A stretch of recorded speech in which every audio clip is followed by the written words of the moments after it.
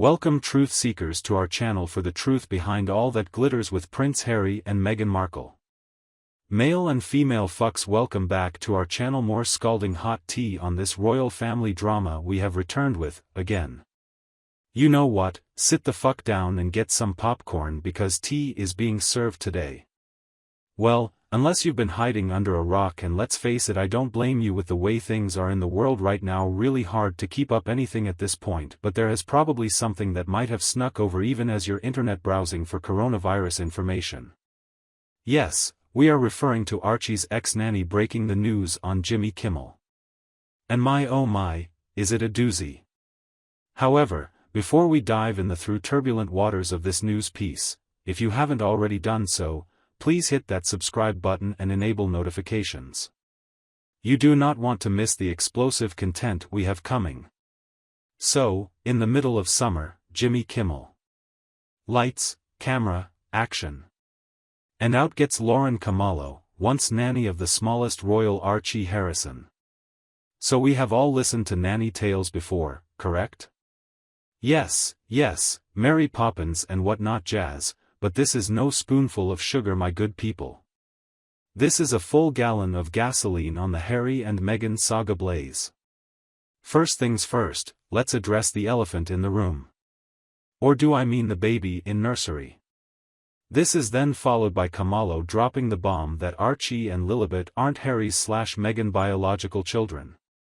I know, right? My jaw hit the floor too. Yes, she is going surrogates and cover-ups, everything. I mean, this all sounds like a soap opera, except it's the freaking British royal family. Now, I must say this is a pretty serious charge. This is not about what a little thief ate the last cookie for afternoon tea. This is serious stuff. This, allegedly, and that's a big if, would put in perspective the entire Prince Andrew Jeffrey Epstein situation and make it seem like a parking ticket.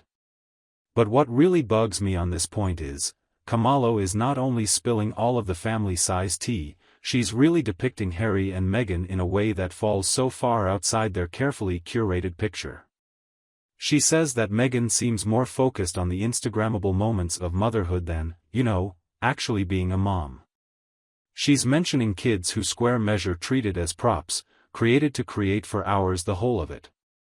And that, my friends, does not sound like loving real parents to me, does it to you?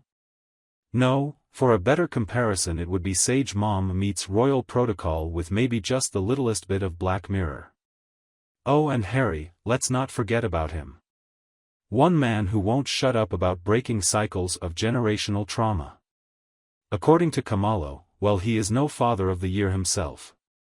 Almost as if he simply hopped from one hoarding family to another, only this time will be calling the shots. But here is where it gets Twilight Zone. Camallo reveals how she was forced to sign all these NDAs and told that if she ever broke her silence, they would sue. Well, I am not a lawyer, but pretty sure you do not have someone sign pages of forms if it is about something like an ordinary childcare thing, or doesn't. She wasn't guarding nuclear launch codes, she was not in possession of the secret recipe to KFC. I thought this was supposed to be a nanny gig, not an undercover CIA mission. Oh, and the timing of all this begins. Harry and Meghan haven't been slinking about in the shadows anytime soon, have they? We've had the Oprah interview, the Netflix documentary, and Harry's book, Spare, that, let's be honest, should have been called Overshare. They hit the ground running and exposed more of royal family secrets than passers-by neighboring an estate laundry. And then right when you believe there could not be any more drama. Bam! Ex-nanny enters stage left. Imagites almost as if the universe, in looking upon this royal family, decided, you know what fits here? More chaos. And boy, did it deliver.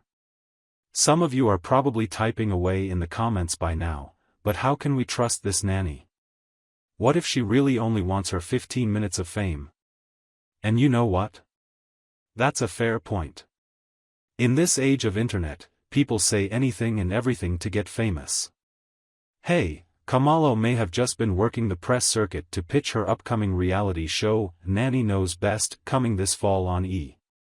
But half of what she says is true, then it's a PR nightmare for Harry and Meghan. Their entire post-royal identity has, in fact, been built upon a rather relatable and down-to-earth portrayal as parents searching for an uncomplicated life away from the traditions of the monarchy. But revelations by a former employee in recent days suggest otherwise, and that it was all just an illusion. That's kind of like finding out that Fieri, in fact, hates diners, drive-ins and dives. Their marketed personality, actually their person itself, a realization reminiscent of the eerie idea that Gordon Ramsay's loved food is just ready meals in microwaves, being contradicted at its core.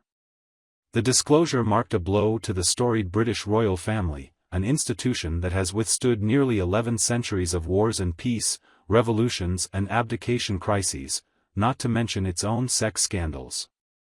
Having said that, it is no secret the business has had a number of bad press in recent times. With the Prince Andrew scandal still rumbling, Harry and Meghan decamping to California, there was that Oprah interview in which they revealed a racist royal who had concerns about their child's skin color. It looked as if the entire edifice of state royalty is under siege. If there is any substance to the allegations made by Kimmel, questions are raised, not merely about Harry and Meghan but rather concerning the monarchy as an institution. It would be like that loose thread being pulled and slowly unraveling the entire fabric of a monarchy which thrives on its carefully curated image. Meanwhile, at the heart of it all are two children who seem to be getting lost in the fray, Archie and Lilibet. If Kimmel is right, the kids are half living in an honest-to-God Truman Show where their entire lives have been a carefully scripted yarn. It goes from odd to uncomfortable, where the control over their lives is total. They just don't know it yet. When it comes to the boundaries that parents establish for their children, some eyebrows might implausibly be raised for are not celebrity offspring simply living exceptional lives? Absurdity aside, there is a distinct difference between being posed for Instagram and having one's basic existence potentially redetermined by one's very parental units. This situation is twisted on so many levels. Keep in mind these are still only allegations at this point. Harry and Meghan have yet to respond, but my hunch is it will come in the form of a tell-all interview or Netflix documentary series deal with 10 episodes. Expect Harry and Meghan, the Nanny Diaries, to hit a streaming service in the not-so-distant future. The truth of Kimmel's statements are beside the point at this stage. The damage is done. The interview has since been released and it is sure to be talked about for years. In the same way as throwing a pebble into a pond, there will be ripple effects far beyond 2,500 Bitcoin committed. Even if Harry and Meghan come out to completely deny everything, they face an uphill battle. Of course people will be skeptical in the long run. It will be a black mark that never goes away. It is as difficult, some say, as unringing a bell or putting toothpaste back into its tube. Good luck indeed. Then where do we take it from here? Not that I am a betting man for obvious reasons, but if pushed to predict the future in this sphere, I would opine of rocky times ahead. This story is not going away anytime soon. It sounds like we should prepare ourselves for a round of conflicting stories, maybe even more revealing sit-downs and then some where this ends. My foresight? They will be defending these proceedings vigorously, as you expected. They're not about to let allegations go unanswered, and they probably won't stop now. Expect lots of pushback, maybe some lawsuits and who knows, Oprah again Part 2.